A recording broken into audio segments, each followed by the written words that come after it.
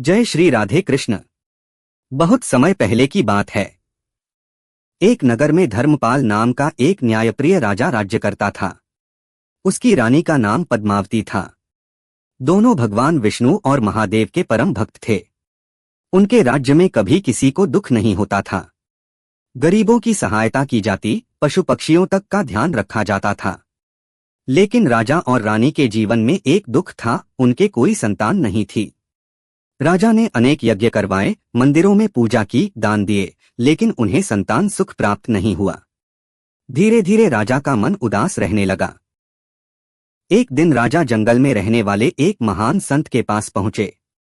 राजा ने हाथ जोड़कर कहा, हे गुरुदेव, मेरे पास सब कुछ है लेकिन संतान नहीं है। कृपा करके कोई उपाय बताइए। संत ने कुछ देर ध्यान लगाया और बोले, राजन, तुम्हें पुत्र अवश्य मिलेगा, लेकिन उसकी आयु केवल 18 वर्ष होगी। राजा दुखी हो गया, पर संतान पाने की इच्छा में उसने संत का दिया हुआ प्रसाद स्वीकार कर लिया। कुछ महीनों बाद रानी ने एक सुंदर पुत्र को जन्म दिया। उसका नाम रखा गया वीरेंद्र। पूरा राज्य खुशियों से झूम उठा।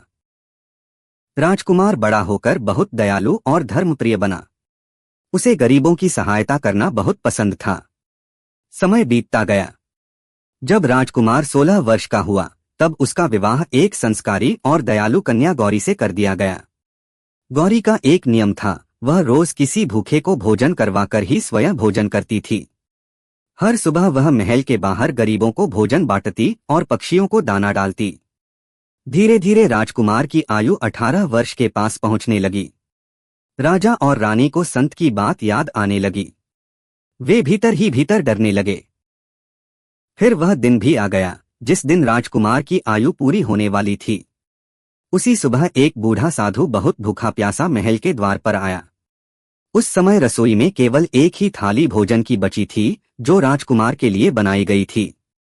गौरी कुछ पल सोच में पड़ गई।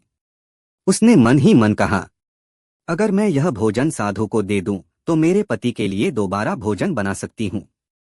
लेकिन अगर इस भूखे को अभी भोजन नहीं मिला, तो शायद यह भूखा ही रह जाएगा। यह सोचकर उसने वह पूरी थाली साधु को दे दी। भूखा साधु प्रेम से भोजन करने लगा। भोजन करने के बाद उसकी आंखों में आंसू आ गए। उसने हाथ उठाकर आशीर्वाद दिया, बेटी तुम्हारा सुहाग सदैव सुरक्षित रहे। तुम्हारे पति की आयु लंबी हो। उसी समय यमदूत राजकुमार के प्राण लेने महल की ओर बढ़ रहे थे। लेकिन साधु के सच्चे आशीर्वाद और अन्नदान के पुण्य से दिव्य प्रकाश प्रकट हुआ। यमदूत आगे नहीं बढ़ सके। तभी आकाशवाणी हुई, जो मनुष्य भूखे को अन्न देता है, उसका पुण्य देवताओं को भी रोक सकता है। अन्नदान सबसे बड़ा दान है। यह सुनकर यमदूत वापस लौट गए। राजकुमार की मृत्यु टल गई और उसकी आयु 100 वर्ष बढ़ गई। जब राजा को यह बात पता चली, तो उसकी आंखों से आंसू बहने लगे। उसने कहा, आज मुझे समझ आया कि इस संसार में सबसे बड़ा दान धन का नहीं, बल्कि अन्न का होता है। भूखे को भोजन कराना ही सबसे बड़ा पुण्य है।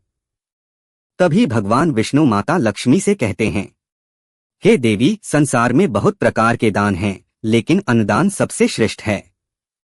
क्योंकि भूखे को भोजन देना सीधे उसके प्राणों की रक्षा करना है। कथा से शिक्षा, भूखे को भोजन कराना सबसे बड़ा पुण्य है। सच्चे मन से दिया गया दान कभी व्यर्थ नहीं जाता। किसी जरूरतमंद की सहायता करने से ईश्वर प्रसन्न होते हैं। आशीर्वाद में बहुत बड़ी शक्ति होती है। जय श्री राधे कृष्ण।